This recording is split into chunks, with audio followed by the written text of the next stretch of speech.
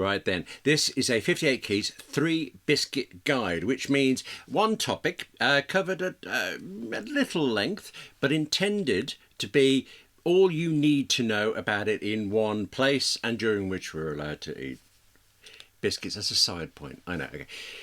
This time, though, when you and I had, well, actually, no, not when you and I are done, when we're halfway through, 3/4, maybe, you will know everything that I believe I've learned about being a writer making YouTube videos. But obviously there are better YouTube makers than me, people who for some reason aren't writers. I don't know why. So just in case you found this in a search for how to make YouTube videos, let me do this really quickly. 4 things. If your interest is in the equipment used to make videos, I mean, you'll see what I use as we go along, but if you want to know about drones, multiple cameras, everything really, then please watch this video by Christian Schaefer.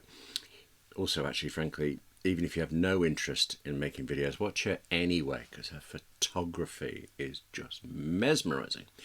More for a kind of quick, practical turnaround side, I don't tend to watch this channel a lot, but whenever I need to know how to do something, I go to here, Primal Video. Filming, lighting, using your phone, all important sound stuff as well. They cover everything. Stepping back a little bit into more general bits, there's Mary Spender. She's a musician, but she sometimes reviews Macs, but she has a particular video that I'll link to about the use of music in videos. I don't tend to do that myself, but she covers what you can and what you can't do, what costs what, and in her case, this is what I found so interesting, what she earns and what she does not earn from her music online. And then lastly, possibly a bit too specific, I edit constantly on Final Cut Pro for the Mac and Jen Yeager's videos. They've taught me more than most. Okay, so 4, I think, highly recommended things about learning how to make YouTube videos. But you and I are writers. If you don't already know everything about YouTube, I would like you please to see what I think we can get from this, what writing skills we have that we can use, what writing lessons we can actually learn from doing this. So in a moment, everything I know, fine. Then actually, if you want to stick around for the end of it, you and I are going to make next week's 58 Keys episode together. But before we even consider filming or topics or what YouTube does or doesn't require, what YouTube does or doesn't give you, we need to decide, as writers, is it worth our time and effort making YouTube videos at all? Hello, I'm William Gallagher and this is 58 Keys, which as always, is for writers like you and me who use and who write on Macs and iPhones and iPads, the whole lot of them. Do subscribe or support 58 Keys on Patreon too, because there's so much to talk about. And actually, right now, I'm kind of about 3 years into making YouTube videos. I could bore for England on the topic, and I think I possibly have. I'll be quick with you. Okay. Starting with this business, this most important business of whether it's worth you or I actually making videos at all. Let's do it this way. Here is why you should not make YouTube videos, okay? It takes time away from your writing. I mean, sometimes a lot of time, especially when you're starting out and figuring out what you want, but then also later when you find you've really got into it.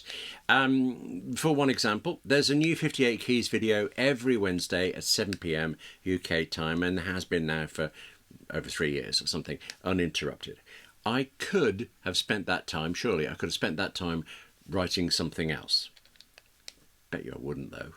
And as for the time it takes up, well, let's work it from the other end. The duration of an episode. I don't know the average length of a 58 Keys episode, but it's probably around 10 minutes. I mean, some are really short, 4, 5, 6 minutes. Quite a few nudge into the teens. And then there are 3 Biscuit guys like this, longer form videos, necessarily longer form videos. With, I think, the longest one to date being one about pages, which comes in at 1.5 hours. My throat after all of that. But funny enough, that's been one of the most popular videos I've done. Also up there in reasons not to do this, I think we'll come back to time and how long it takes to make a 10 or a half hour thing in a bit, but this is on my mind now to say to you, because I'm looking at you, you're looking at me. You may very well not like being on camera or being on microphone. Let me be really clear here. I do really like that this is you and me talking face to face. But the real reason that you see so much of me on my videos is solely because I'm cheap and available. Yeah, no, you don't need to agree quite so quickly. Listen, I know very many writers on YouTube who choose to stay off camera and instead do a voiceover with various things like series of photographs, maybe even animations and things. Okay, it's up to them. It's up to you.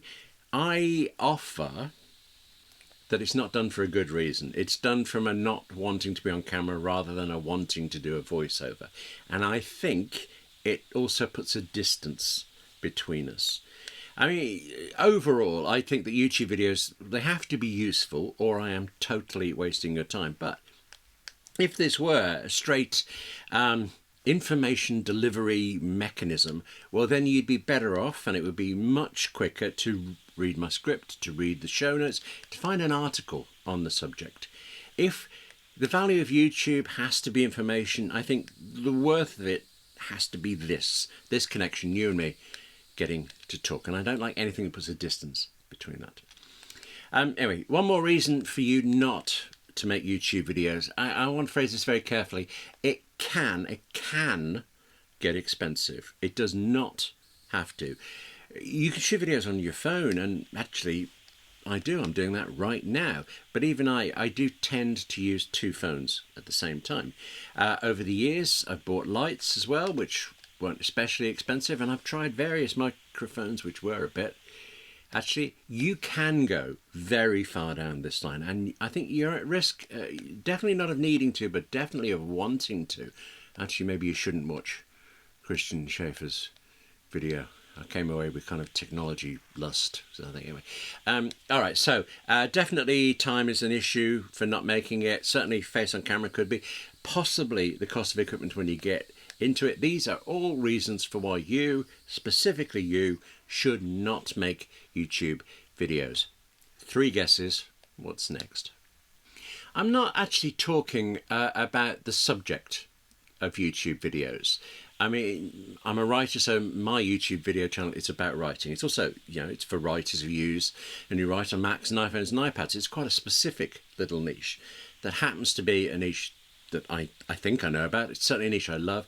And YouTube in general tends to like niches. So when you're looking for something to make videos about, a topic that's quite small, but also has endless possibilities. Small and endless. Good luck finding it, but when you do, you'll know. It should also be something I think that you like, because otherwise you are going to get very sick of it, no matter how successful the channel is. And I would suggest, if you weren't a writer, I would stop there. Make it something you like so you won't get too bored of it, ever. But since you are a writer, try to find a topic for a YouTube channel that has at least some connection with your other writing, so that when it comes up and you want to talk about your new book or something, it's relevant, it fits. We need it. It's not a technical thing, it's an editorial thing, I suppose it's a marketing thing, but we need to be aware of it. I spent a long time narrowing down what I wanted to do on this channel, and it has changed over time. Nobody glues you to a particular thing. It develops and it improves, but spend the time thinking about it before you start thinking even about whether you can film it on your phone or not. And actually the answer to that is yes, you can. Given that you have something to say, you've got a phone, the reasons to make YouTube videos. You can also use the cameras in MacBooks as well. Tend to be not as good as phones, but there's a YouTube called iJustine who's very successful with it, and she started off doing that. Why shouldn't we? Reasons, right, for making YouTube videos. And this is going to be quite personal to me, but we're both writers again, so I think at least it's likely that at least some of what makes me want to do this may be a good thing. It may work for you as well. And I suppose a big thing is it does give you a new audience. I've actually been directly hired for work because of this channel. I've been hired to run workshops on making YouTube videos. Actually, it was shocking how fast the first one happened. It was so early on in the channel. I had to race. I said, yes, of course I can do it. How much is it? Yes, I can do that. I had to race to learn enough to be able to tell anybody anything. I got better at it. I think I've done 4 or 5 full-day YouTube workshop sessions now, and they paid very well. Company that hired me to do it had its funding removed, or I'd be hopefully doing it again.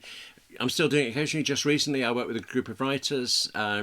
We share information. I did them a free webinar chat about the editorial side of this and a bit of the technical as well. Anyway, I think ultimately what we all want as writers, yes, we need to be paid just to survive and to get to carry on writing, but beyond practical necessities, what I think we ultimately want is a connection. One writer, one reader, one viewer, one listener, one-to-one connection. And YouTube videos can do it. In fact, actually, it is my favourite thing that YouTube is able to do. I mean, when else, how else would you and I get to talk like this? Next, and possibly very specific to me and my writing needs, I started this whole channel because I'm a script writer and I need to write scripts. I identify as a script writer, but I'm not actually getting enough work consistently in writing scripts. I wanted to keep doing it, so here I am. I'm now writing a script every week. I'm writing it to be produced, and I believe that that makes a difference. I believe that means I'm learning a lot. But back to a kind of more general, wide writing point. When you write videos for YouTube or anywhere else, you are communicating just as you are with any writing. Of course you are, you know this. But there is that extra pressure to be concise. Okay, I seem to be fine at ignoring that at times. I ignore that pressure, but it is there, and I think it's good for us.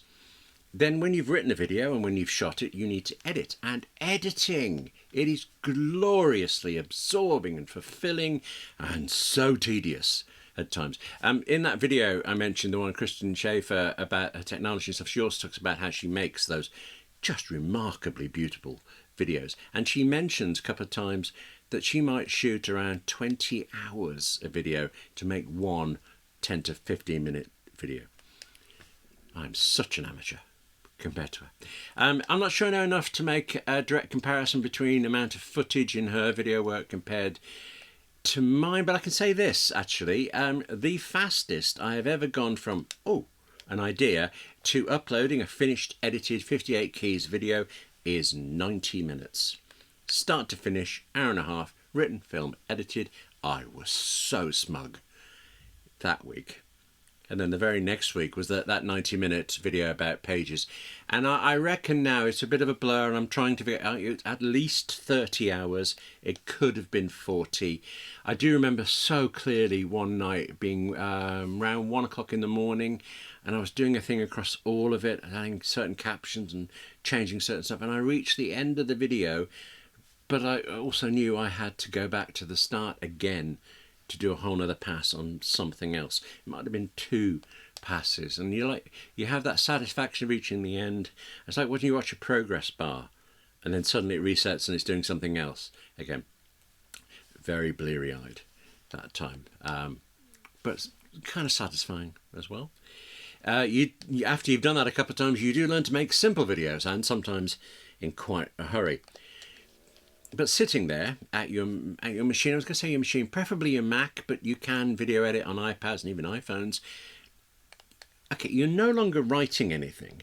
Okay, you don't have pen and paper, you aren't typing dialogue for scripts, but I suggest that actually you are writing. You're thinking still about, is a point, has it been conveyed? You think, is it communicated the way you want? You're thinking pace, rhythm, surprises. You're thinking about keeping a viewer interested and keeping watching. Every bit of that uses, I think, every writing muscle in our head. Do we have muscles in our head? It's always in the writing, in the doing things like that we get better at writing. Well, certainly I do. Certainly I believe I get better from writing, and then from this type of video writing, this editing, if you that learning and that improving of my writing and the getting to talk to you, that is why I make a YouTube video series as a writer. But I do also get paid. So, yeah, no, I like getting paid. But if that is why you're thinking of making a YouTube video, I think you probably should look for somebody, watch some videos by people who are better than I am. I mean, I do now have a regular income from this channel. It's small, but it's regular. Actually, you know, as a freelance writer, anything regular is gold. Because knowing that if I do this, I will get that every month, it frees me up. Only a little, but it frees me up a little to pitch for other work, to look further ahead down the line instead of firefighting. It gives you a bit of room to breathe, really. So it's not the constant freelance life of how am I going to eat today? What can I write today to get? So, I can think longer term and plan. Most of the money I get, by the way, comes directly from YouTube advertising. In order to have that, you have to have over 1,000 subscribers to your channel, and your videos have to be watched for more than 4,000 hours in the last year. Do that and you qualify for advertising. You qualify for it, you may not want advertising, and you mostly don't have to have them. I did a workshop on this for an organisation that I can't actually name, but very good organisation, and they won't allow ads on their YouTube channel because they're really careful about who they are associated with, and you have no control over what adverts YouTube puts on your videos. I told them, and I should tell you, YouTube recently started putting ads before videos even when the channel is not eligible for advertising. For that organisation, I was working on their whole library. I did various things to about 80 or 100 videos, something like that for them.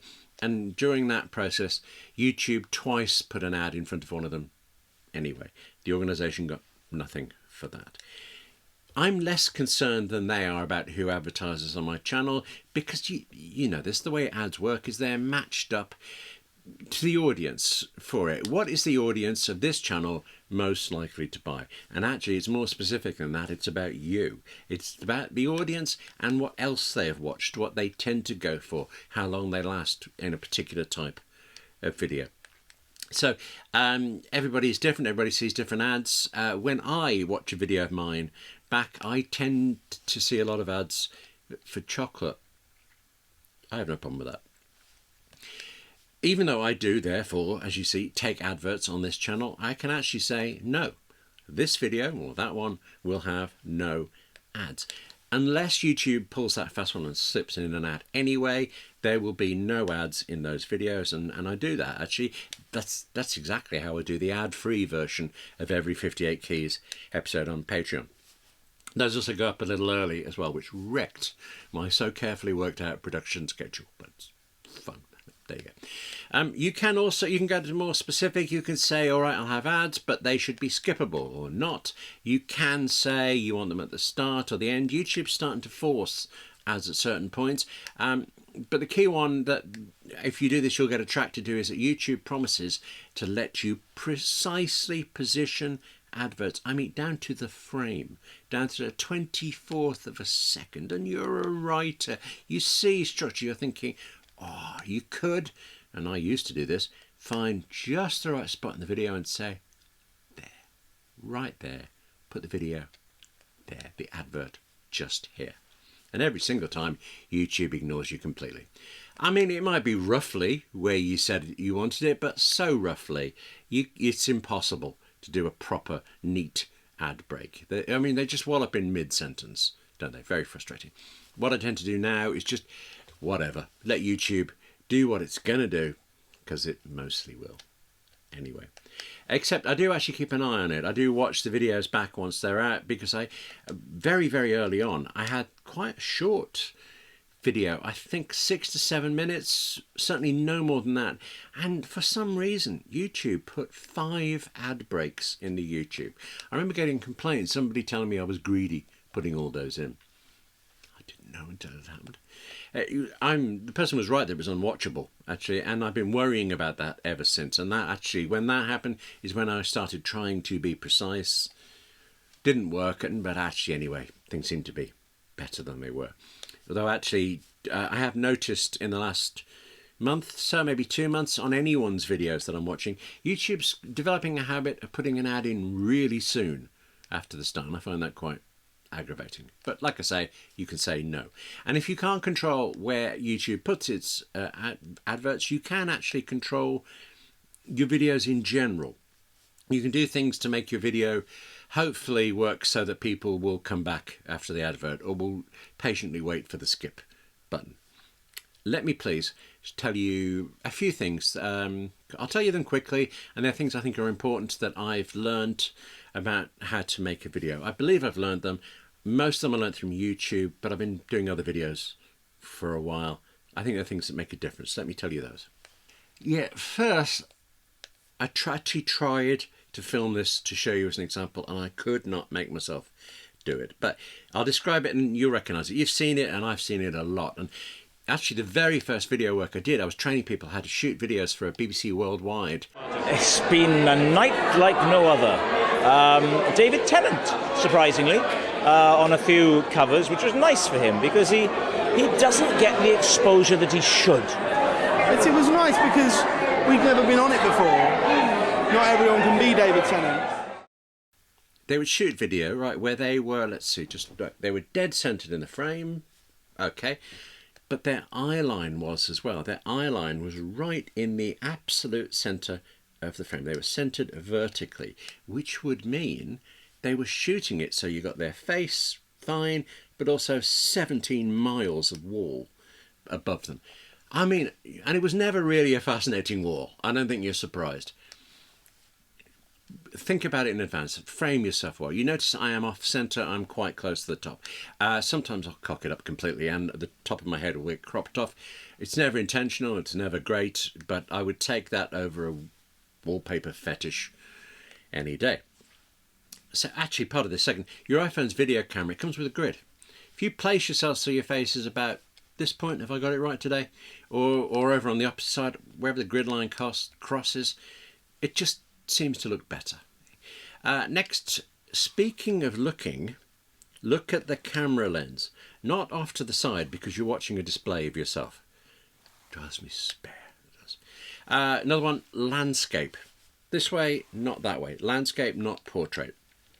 Portrait looks great on your phone when you're recording it and nowhere else ever. If you must shoot portrait for social media, well, shoot landscape and then you can have both. You know, you can crop in to make this dreadful prison bar like shaped shot. There's an artist I like called Dar Williams, and she set loads of videos and most of them were portrait. There were videos of her working in her house, and there was something about the fact that you were looking through this narrow gap. It seemed a bit, I mean, she was at a piano. It wasn't doing anything untoward, but you felt voyeuristic somehow. And then she did one that was landscape, and you felt welcomed for it. It's an emotional difference as well as just an irritating one that people are going to have to fill in the sides with black bars and blurs and things. Yeah. Shoot in landscape, and you can, if you must, crop through. Shoot in portrait, and you're stuck with that forever. Next, sound. From video to sound.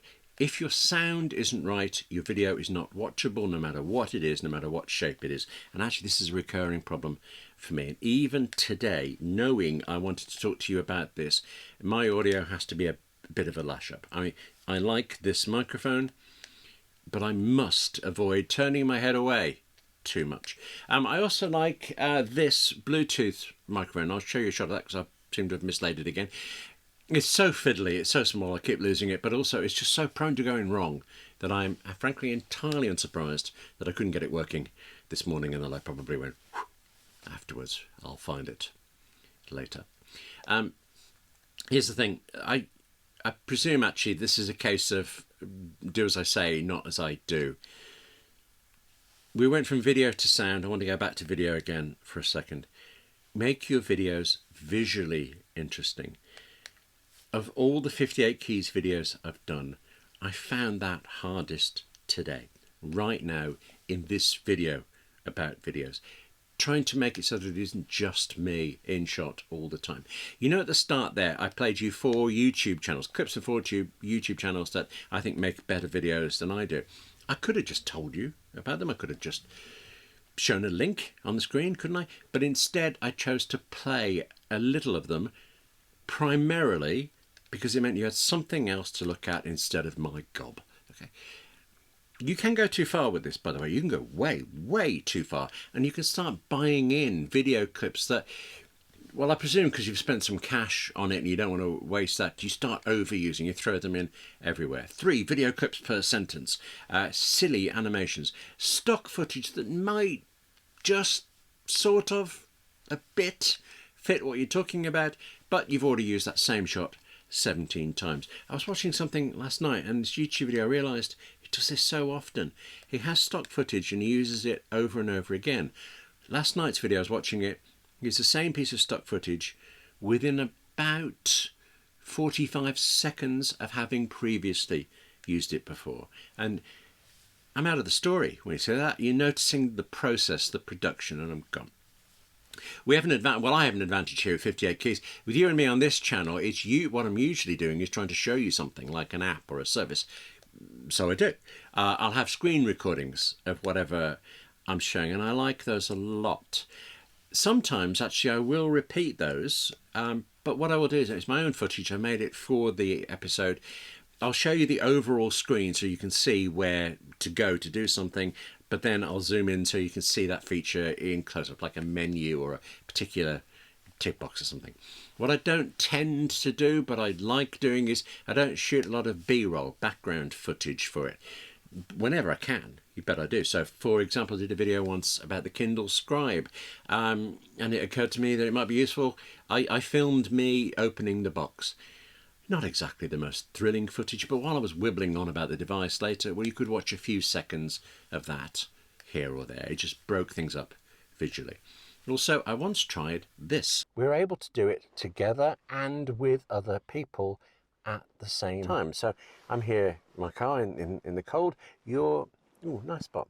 But between us, maybe we got 5 friends across 3 different bars, 2 different continents, and we can all pile into the same thing at once. Can't decide if that's good or bad.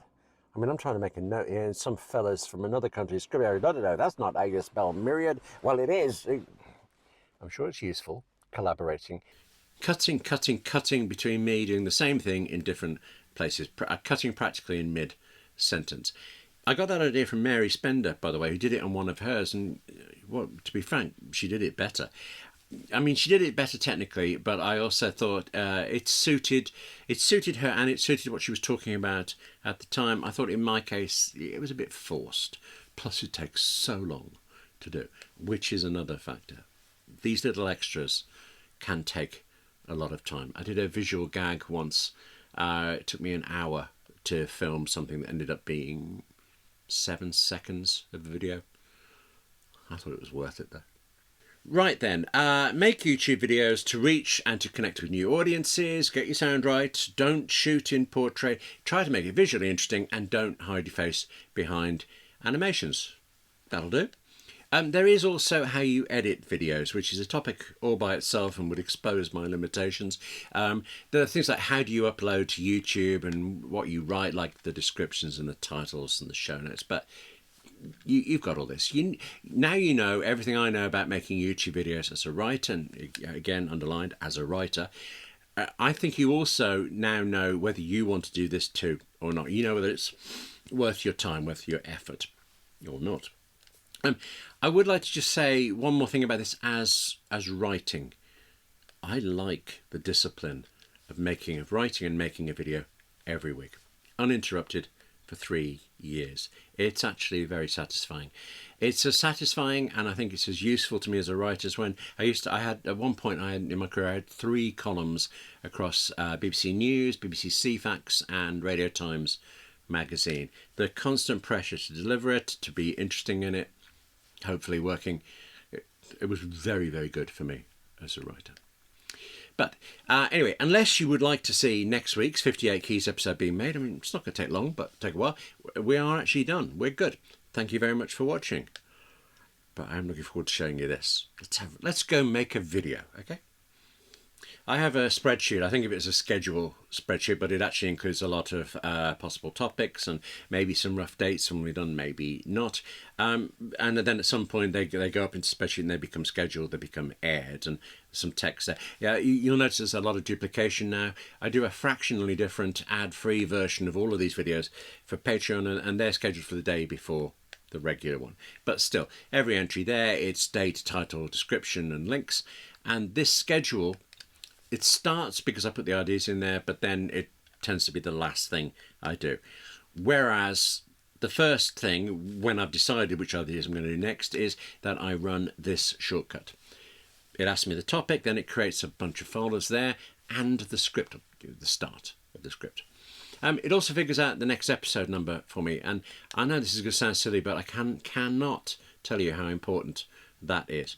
I went away on a holiday, and in order to do it and have the uninterrupted episode every week, I had to make 6 at once to be sure I was far enough ahead. And this number that was created automatically for me is how I kept them straight in my head. Number everything. As I record things, I put a number on.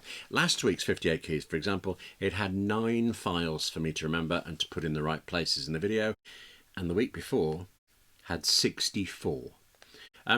I do also, as part of this process of getting everything ready, I take the time to divide up anything I record, audio, video, still photographs. That assets folder contains the main video and the audio of me. Then B-roll has any other shots, like that unboxing. Don't tend to do much of it.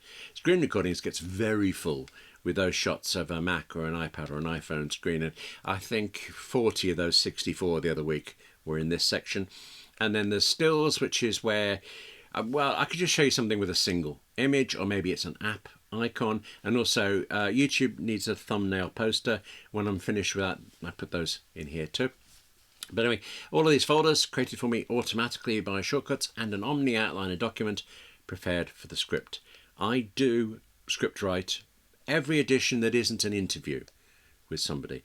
I also get criticised actually for script writing these. I do like the fact that I get criticised only after I have told people that I write these. Up to then, well, they haven't commented. I believe they haven't noticed. But then after I've said it, well, it's then, well, of course we noticed. And YouTube should not be formally written. Yeah, up to you.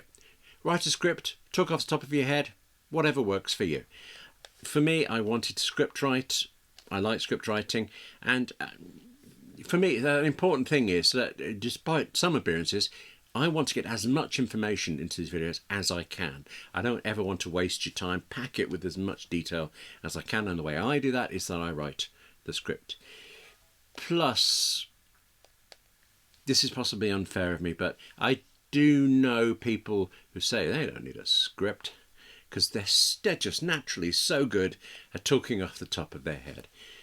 No one who has actually told me that turns out to be good at it. None of them. I mean, others are. I'm not saying it's impossible, but if you're boasting that you can, if you're certain that you can talk about a topic off the top of your head, well, be very certain, would you?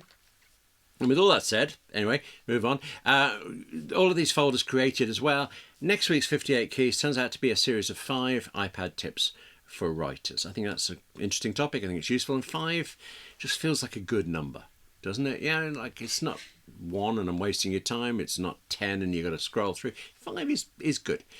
In that process, I'll start by writing, of course, and I'll start by making notes on ideas for it. In this case, things I know that aren't that commonly used, but I think are useful. And I'll also, of course, research the topic. And what I do is I end up writing some headings and then a couple of lines of text or notes about them.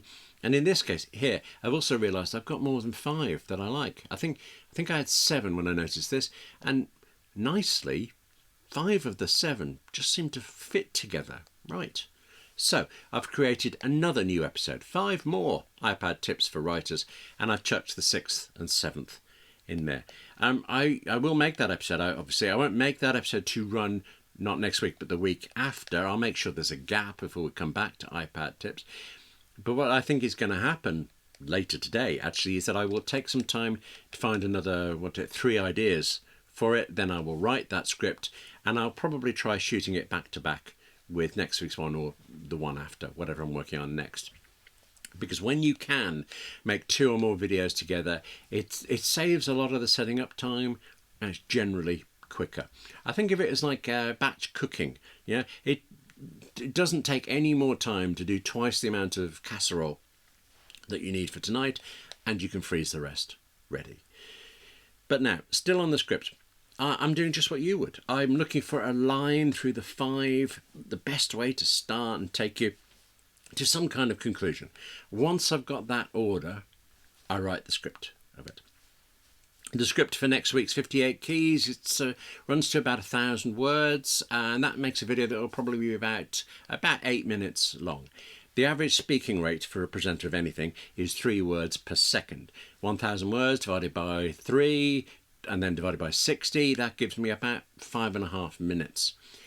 Adding in the visuals, allowing for some room as I go off rambling, it's probably going to come in at about 7 or 8 minutes, and that works for me. That feels like a good length for that information.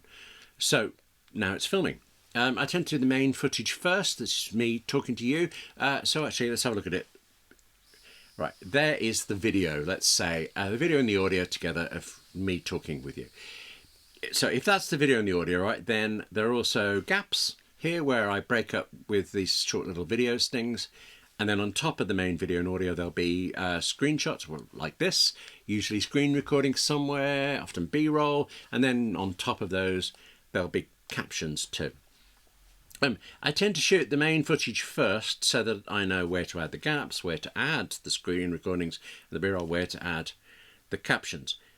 If I am in a hurry, if it's a 90-minute time and shoot, the reason I did it that fast was I had to.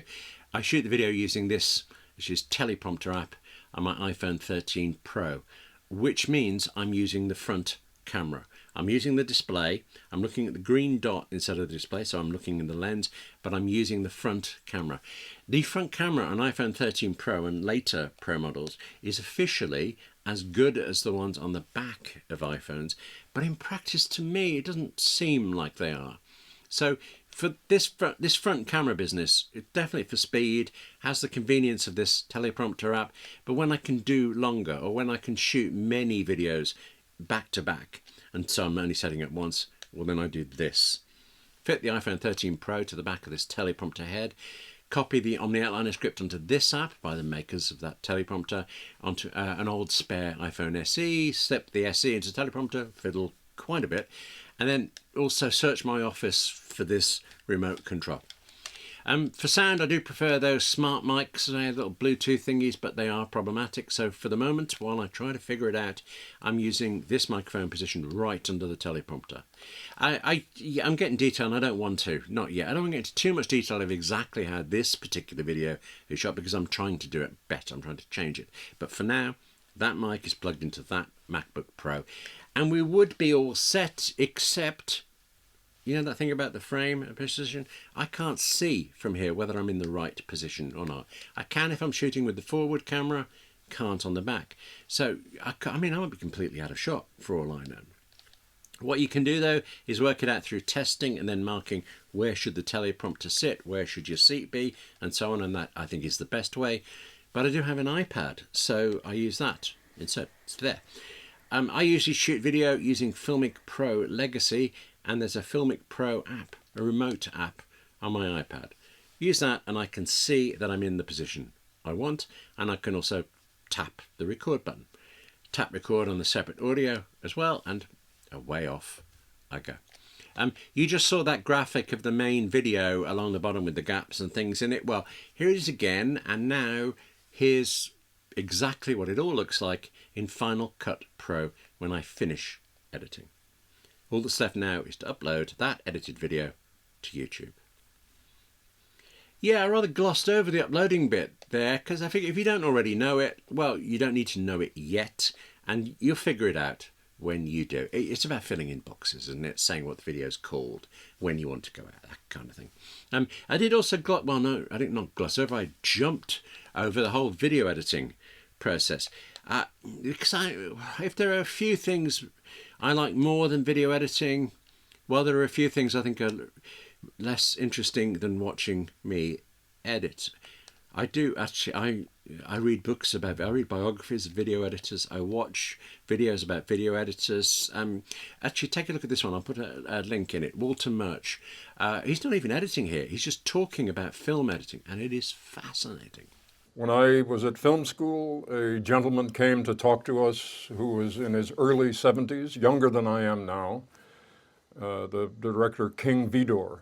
And he had made a documentary at the age of 18 in 1913 and was talking to us who were in our early 20s. You know, in 2 human lifetimes, this is where we have arrived at in film. Like I say, link to everything in the show notes. Or actually, you could watch this, link for this too, how Star Wars was saved in the edit. That's an example, I think, of how the apparently technical discipline of editing, it is technical, how that is really an editorial tool, is a writing toil. Toil. That's not a bad word. It's a writing tool and toil. I must remember that. One last thing. Am I going to tell you something? I'm not going to tell you this. I've obviously started. When you do make a few videos back to back, have a change of clothes. Okay? Once I even wrote myself a proper production call sheet with things like I need this prop for that episode, I need that light for this, I need a shirt change at this time. I felt like such a producer, and it was fun. But anyway, you can see how next week's 58 Keys episode turns out, well, next week, can't you? I hope it does turn out. Well, in the meantime, however, that's it for this edition of 58 Keys and a 3 biscuit guide to YouTube for writers. Thank you very much for watching. Now take care of yourself, write more, and I'll see you soon.